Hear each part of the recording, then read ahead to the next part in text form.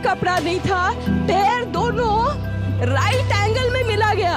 एक पाँव बेड के इस तरफ, एक पाँव बेड के इस तरफ मिला गया। ये दुख हमेशा रहता है कि वो 10 दिन जिंदा तो रही, लेकिन बची एक बूंद पानी के लिए तरस गई। तो ये मुझे कभी नहीं भूलता है। आज भी मुझे वो दिन याद आता है, वो रात याद आते हैं। 9 अगस्त 2024 कोलकाता के आरजीकर मेडिकल कॉलेज में जो इंसिडेंट हुआ, जहां पर एक 31 साल की लेडी डॉक्टर का मर्डर कर दिया गया, इस इंसिडेंट को आज हर कोई जानता है। एंड जो सोच कर भी किसी की रूह काम जाए, वो हुआ था इस दिन। आज हम इसी केस की हेल्प से ये चीज़ जानने की कोशिश करेंगे दैट क्यों आज 2024 में भी इंडिया में वुमेन सेफ नहीं है, और क्यों हमें डेली बेसिस के ऊपर ऐसी न्यूज़ देखने को मिलती हैं बट स्टिल अथॉरिटीज़ उसके ऊपर कोई भी एक्शन नहीं ले पाती हैं। आज के टाइम पे इंडिया में 4th सबसे मोस्ट कॉमन क्राइम बन चुका है वुमेन के अगेंस्ट। 2021 में एक रिपोर्ट पब्लिश की गई थी एनसीआरबी के द्वारा, जिसमें यह साफ साफ मेंशन था दैट करीब 31,600 से भी ज़्यादा रेप केसेस को रजिस्टर किया गया था 2021 में। इसके हिसाब से 86 रेप केसेस डेली रिकॉर्ड किए जाते हैं। And for your kind information, ये सिर्फ वो रेप केसेस है जो कि रजिस्टर किए गए थे पुलिस रिकॉर्ड के अंदर। अब यहाँ पर जो इंडिया में डेली बेसिस पे रेप्स हो रहे हैं, उनमें से 89% ऑफ द टाइम जो रेप केसेस होते हैं वो रजिस्टर ही नहीं किए जाते हैं। अब उसके पीछे रीज़न ये है that nearly 90% of the rape cases जो किए जाते हैं वो विक्टिम के जानने वाले के द्वारा किए जाते हैं। अब इसके बाद फैमिली प्रेशर या और भी किसी वजह से उन केसेस को रजिस्टर ही नहीं किया जाता है। तो आप इसे अंदाज़ा लगा सकते हो दैट इंडिया में आज के टाइम पे कितने ज़्यादा रेप केसेस हो रहे हैं जो कि रिकॉर्ड ही नहीं हो पा रहे हैं। वो इसकी वजह से एक लड़की को अपनी पूरी की पूरी ज़िंदगी ट्रॉमा में गुजारनी पड़ती है। हर साल एनसीआरबी के द्वारा ये रिपोर्ट पब्लिश की जाती है, बट अनफॉर्चुनेटली यहाँ पर ये चीज़ देखी गई है दैट ये ग्राफ बढ़ता ही जा रहा है। और उससे भी शॉकिंग बात पता है क्या है, दैट 90% ऑफ द टाइम में जो रेप केसेस होते हैं उसमें विक्टिम माइनर होती है, यानी उसकी एज 18 से कम होती है। एंड नियरली 10% वो एडल्ट्स के साथ किए जाते हैं। हम यहाँ पर एक रेपिस्ट की साइकोलॉजी को जानने की कोशिश करेंगे और ये भी जानेंगे दैट आखिर वो ऐसा काम क्यों करते हैं। जैसे कि हम सब जानते हैं that India is now officially the world most populated country. तो यहाँ पर जितनी ज़्यादा पॉपुलेशन होगी उतने ही ज़्यादा क्राइम्स भी होंगे, बट रेप केसेस में ऐसा नहीं है। 2021 की वर्ल्ड रिपोर्ट के हिसाब से यूएसए में करीब 1,40,000 रेप केसेस को रिकॉर्ड किया गया था।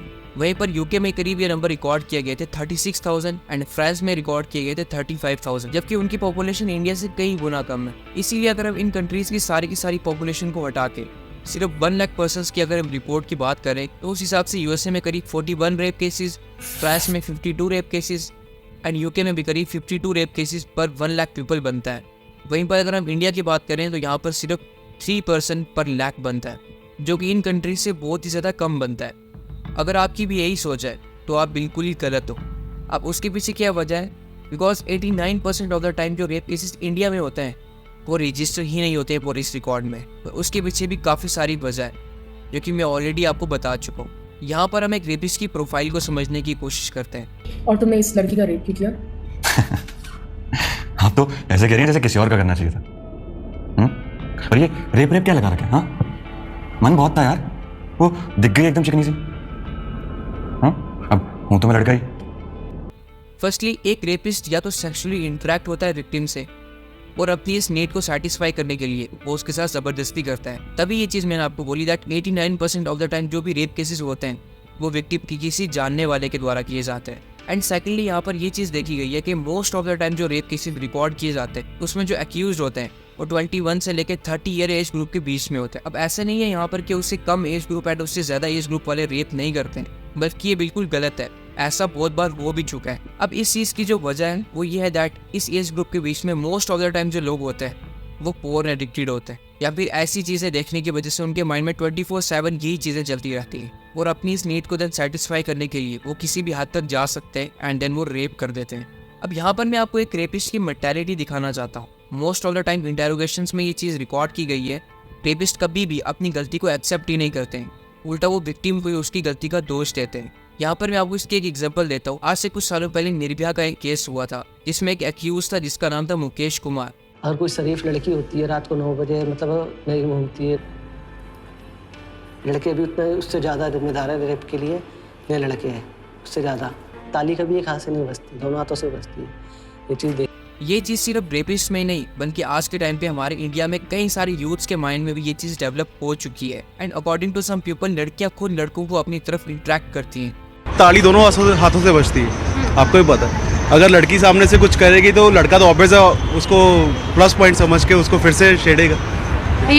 So you are saying that women in white rape? हाँ, Women in white rape. Yes. यहाँ पर मैं उन वुमेन्स को डिफेंड नहीं कर रहा हूँ जो कि कुछ इस तरह की हरकतें करती हैं पब्लिक में जाके और उसके बाद ये भी एक्सपेक्ट करती हैं कि उनके साथ कुछ भी गलत नहीं होगा और लोग उनको गंदी नज़र से नहीं देखेंगे। 2012 में आरएसएस चीफ मोहन भागवत उनके द्वारा एक स्पीच दी गई थी जिसमें उन्हें ये बात बोली दैट रेप इंडिया में होता है, भारत में नहीं।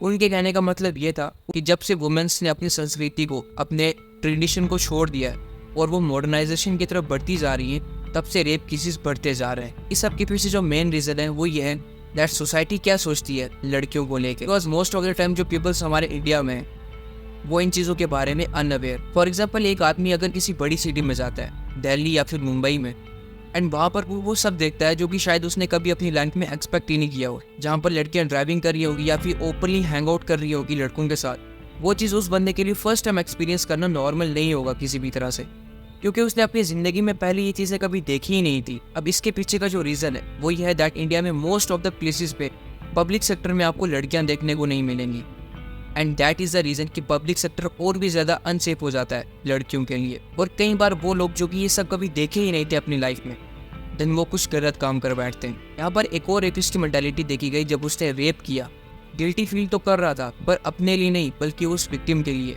और वो कोई अच्छे वे में उसके लिए गिल्टी फील नहीं कर रहा था, बल्कि उसके माइंड में ये चीज़ चल रही थी दैट अब ये वर्जिन नहीं है एंड नाउ उसके साथ कोई शादी नहीं करेगा। ये एक रियल स्टोरी पर बेस्ड है। जब एक 49 ईयर ओल्ड आदमी ने करीब 5 साल की लड़की का रेप किया था, उसके बाद उसने कुछ यही बात बोली थी। एक और रेपिस्ट जो कि ये बात बोलता है that if I waste my semen तो मैं कमज़ोर हो जाऊँगा, और इसीलिए मेरी सेक्सुअल नीड को पूरा करने के लिए एक लड़की को खुद से मुझे ऑफर करनी चाहिए ताकि उसके साथ मैं इंटरकोर्स कर पाऊँ एंड मैं अपनी इस सेक्सुअल नीड को मिटा सकूँ। आई नो ये सब सोच कर और सुनकर ही दिमाग फटने पे आ जाता है, बट दिस इज़ रियलिटी, और यही होती है एक रेपिस्ट की मेंटालिटी। एक चीज़ जो कि मुझे बहुत ज़्यादा शॉकिंग लगी कोलकाता रेप मर्डर केस को लेके, दैट जब ये केस हुआ उसके बाद इंडिया में पोर्न वेबसाइट के ऊपर सबसे ज़्यादा सर्च किया जाने वाली चीज़ ये थी, जिससे आप समझ सकते हो कि लोगों की मेंटालिटी आज के टाइम पे किस टाइप की बन चुकी है। And this is truly unbelievable. किसी को इस चीज़ के ऊपर यकीन तक नहीं आएगा। एंड लास्ट में यहाँ पर मैं गर्ल्स के लिए एक मैसेज देना चाहता हूँ दैट बी सेफ, एंड आपको आज के टाइम पे अपनी सुरक्षा खुद ही करनी पड़ेगी, क्योंकि अथॉरिटीज़ तो आज के टाइम पे कुछ करने से रही, उल्टा वो एक्यूज्ड को ही बचाने की कोशिश करेंगे, just like Asifa and Nirbhaya murder case. I hope आपको इस वीडियो से कुछ नया सीखने को मिला होगा। अगर आपको ये वीडियो अच्छा लगा देन डू सब्सक्राइब।